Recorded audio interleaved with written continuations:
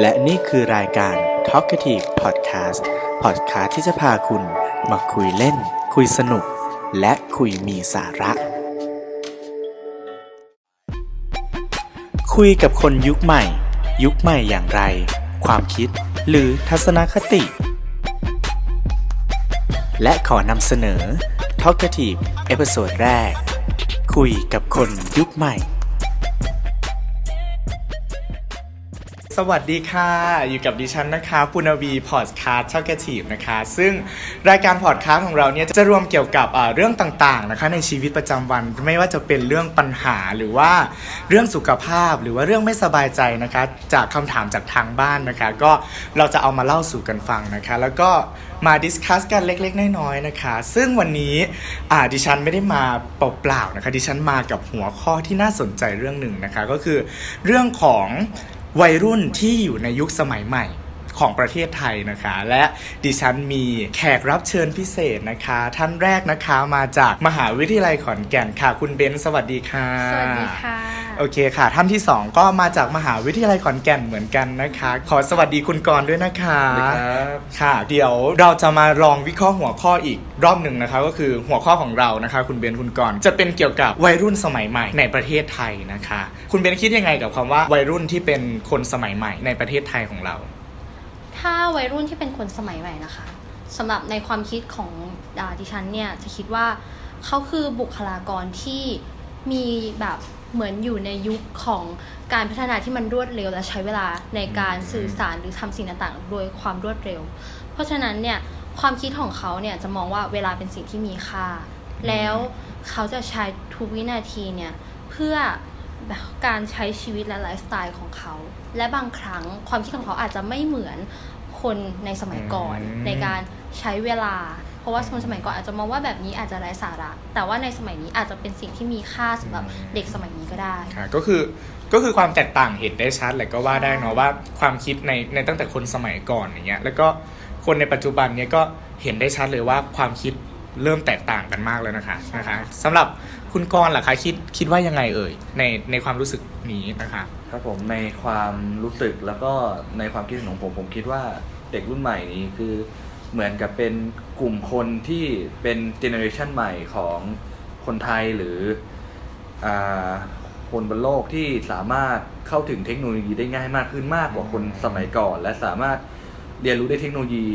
ได้ไวมากกว่าคนรุ่นก่อนแล้วก็สามารถนำเทคโนโลยีที่มีอยู่ทุกวันนี้สามารถนำมาใช้ในชีวิตประจำวันและนำปรับใช้ในด้านอื่นๆได้มากขึ้นเป็นทำนองว่าคือถ้าวัยรุ่นในสมัยใหม่ใช่ไหมคะก็จะมีความเกี่ยวข้องเกี่ยวกับเทคโนโลยีเข้ามาร่วมด้วยอันนี้คือนิยามความเป็นสมัยใหม่เนาะแต่ละคนก็อาจจะนิยามไม่เหมือนกันนะคะก็มาที่คำถามต่อมาเลยนะคะก็คืออยากมีเรื่องหัวข้อพูดคุยกันเล็กน้อยสำหรับการที่จะบอกว่าขอถามตรงๆเลยนะคะว่าเราคิดว่าทั้งสองท่านเนี่ยเป็นคนสมัยใหม่ไหมมากน้อยขนาดไหนนะคะเริ่มจากคุณเบนซ์ก่อนเลยค่ะตัวดิฉันเองเนี่ยจะคิดว่า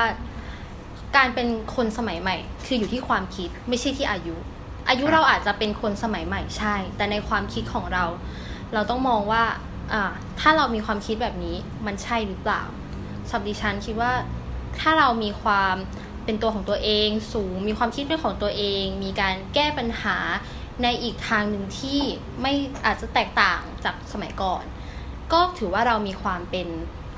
สมัยใหม่สำหรับดิฉันก็คงจะสักประมาณ60-70เพราะว่าเรายังมองปัญหาในสมัยก่อนบางอย่างคิดว่าบางอย่างก็ยังโอเคบางอย่างก็มีไม่ดีบ้างก็คือโซลูชันในอดีตโซลูชันคือการแก้ปัญหานะคะอันนี้ขอแทรกจับเล็กๆน้อยๆเนาะก็คือการแก้ปัญหาในอดีตมันยังสามารถใช้ได้อยู่ในปัจจุบันนะคะก็เลยยังเผื่อใจไว้แหละว่าตัวเองเป็นคนสมัยใหม่จริงหรือเปล่าใช่ไหมคะใช่ค่ะสำหรับคุณกรณ์ล่ะคะคิดว่าตัวเองเป็นคนสมัยใหม่มากน้อยขนาดไหนสำหรับผมในความคิดผมคิดว่าในตัวผมเองอาจจะยังแบบมีความเป็นยุคเก่าอยู่เพราะว่าเราอาจจะยังติดในด้านของเทคโนโลยีอะไรเก่าๆอยู่หรือว่าเราอาจจะต้องแบบ เทคโนโลยีที่มันเกิดขึ้นมาในสมัยนี้ เราอาจจะยังแบบเรียนรู้ได้ไม่เร็วเท่ากับเด็กสมัยนี้ที่เกิดขึ้นมาใหม่ในเจเนอเรชันใหม่แล้วเราอาจจะต้องแบบเรียนรู้มากกว่าพวกเขา 2-3 เท่าในเวลาที่แบบอันสั้นเมื่อเทียบกับเด็กยุคเก่าๆที่แบบเมื่อเทียบกับเด็กยุคใหม่ที่เขาใช้เวลาเรียนรู้แป๊บเดียว อ๋อ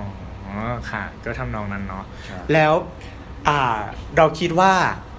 เทคโนโลยีเนี่ยที่เข้ามาใหม่ที่ทำให้คนเรากลายเป็นคนสมัยใหม่เนี่ยค่ะแบบจะทำให้ความสามารถพิเศษหรือว่าการแสดงออกบางอย่างของคนรุ่นใหม่เนี่ยเปลี่ยนไปไหมหรือว่ามันเป็นตัวส่งเสริมให้เขารู้สึกว่าเขาต้องมีความสามารถพิเศษ เพราะว่าลองสังเกตจากยุคนี้นะคะก็คือถ้าเด็กยุคใหม่เนี่ยสักป .1 ป .2 ป .3 ถูกต้องไหมคะคือพ่อแม่เนี่ยจะพยายามจะส่งเขาเข้าเรียนในโรงเรียนดนตรีบ้างแหละโรงเรียนสอนทำอาหารบ้างแหละโรงเรียนการขับร้องบ้างแหละนะคะซึ่งในสมัยเราเนาะเราก็แบบเป็นเจเนอเรชันเดียวกันนะเราก็คงเข้าใจนะคะเพราะว่าเราก็ส่งเข้าโรงเรียนอย่างเดียวเลยเราไม่ได้ไปเรียนเสริมอะไรพวกนี้นะคะคิดว่าเทคโนโลยีเนี่ยมันมีอิทธิพลต่อความสามารถพิเศษของเด็กไหมคะคิดว่ายังไงคะกับเรื่องนี้โอเคงั้นเดี๋ยวก่อนนะคะโอเคค่ะเราคิดว่าเทคโนโลยีเนี่ยมันคือการนำความสะดวกสบายสู่ผู้ใช้นั่นหมายความว่าความรู้ความเข้าใจมันจะรวดเร็วกว่าการที่เราไปอ่านหนังสือหรือทำอะไรก็ตามเพราะฉะนั้นเนี่ยเมื่อมันเร็ว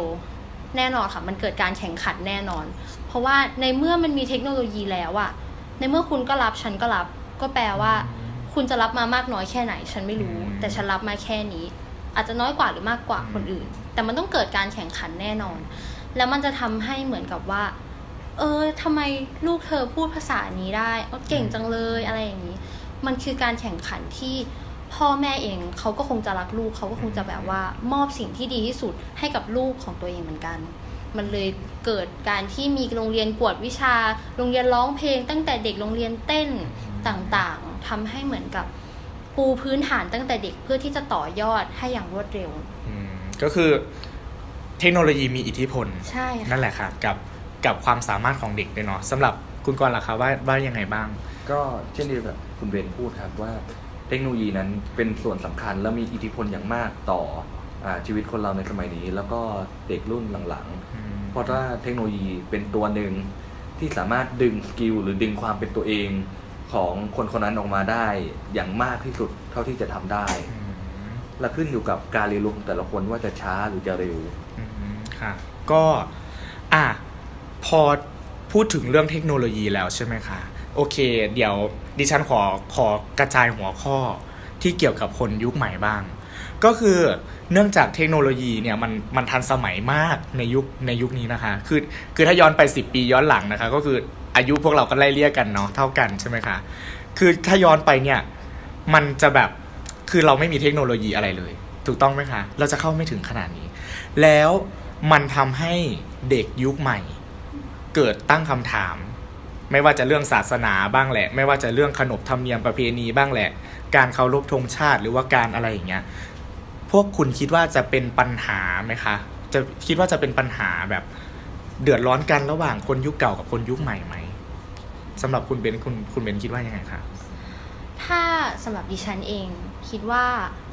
คนเด็กรุ่นใหม่เนี่ยเขาจะมีคำถามอยู่แล้วเกี่ยวกับทุกสิ่งทุกอย่างที่เขาสงสัยเขาก็เหมือนเด็กที่ต้องการที่จะเรียนรู้ในบางสิ่งบางอย่างที่เขาจะไม่เข้าใจถ้ายกประเด็นตอนนี้ก็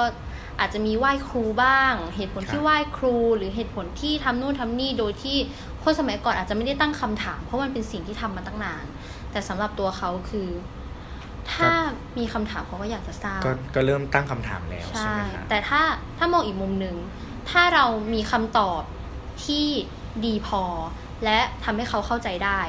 มันก็จะเป็นเหมือนกับการเข้าใจทั้งฝ่ายเขาและฝ่ายเราทั้งคนรุ่นเก่าทั้งคนรุ่นใหม่ใช่ไหมคะโอเคสำหรับคุณกรณ์ล่ะคะคิดว่ามันจะมีปัญหาตามมาไหมถ้าเกิดความเห็นไม่ตรงกันอย่างรุนแรงเนี่ยในความคิดผมคิดว่ามันไม่มีปัญหาอะไรด้วยความที่ว่าเด็กสมัยนี้เขาชอบเป็นคนที่ชอบตั้งคำถามเป็นคนที่ชอบใฝ่รู้ใฝ่เรียนแล้วก็เป็นคนที่แบบ หาอะไรใหม่ๆหาความรู้อะไรใหม่ๆอยู่แล้ว ผมคิดว่าสิ่งเหล่านี้มันสามารถอธิบายกันได้แล้วจะมีความเข้าใจ ใช่ค่ะ ในภายหลัง ก็คือสรุปแล้วคือว่าการเป็นคนรุ่นใหม่ก็คือ teenager in the modern world ใช่ไหมคะก็คือการเป็นคนยุคใหม่เนี่ยต้องมีความคิดสร้างสรรค์และความก็คือมี process ในการคิดนะคะคือการคิดเป็นกระบวนการเป็นขั้นเป็นตอนถูกต้องไหมคะแล้วก็มีความแบบ active อยู่ตลอดเวลานู่นนี่นั่นอันนี้คือในความคิดเห็นของพวกเราทุกคนที่ได้สรุปลงมานะคะแล้วทีนี้จะทำยังไงเพื่อไม่ให้เกิดปัญหาก็เราต้องทำความเข้าใจกันถูกต้องไหมคะสำหรับคนรุ่นใหม่และคนรุ่นเก่าถูกต้องไหมคะโอเคเนาะอันนี้ก็คือสรุปลงมาแล้วได้อย่างนี้เนาะโอเคค่ะสำหรับพอดคาสต์ของเรานะคะวันนี้ก็น่าเสียดายจริงๆนะครับมันหมดเวลาลงแล้วอยากพูดนานกว่านี้นะครับว่ามีคำถามเยอะแยะมากมายเลยนะคะก็อย่าลืมติดตามพอดแคสต์Talkative ของพวกเรานะคะทุกวันเสาร์เวลา 4 โมงเย็นนะคะกับดิฉันปุณวีนะคะสำหรับวันนี้ขอขอบคุณทั้งคุณเบนและคุณกรณ์มากค่ะเจอกันใหม่วันเสาร์หน้านะคะขอบคุณมากค่ะ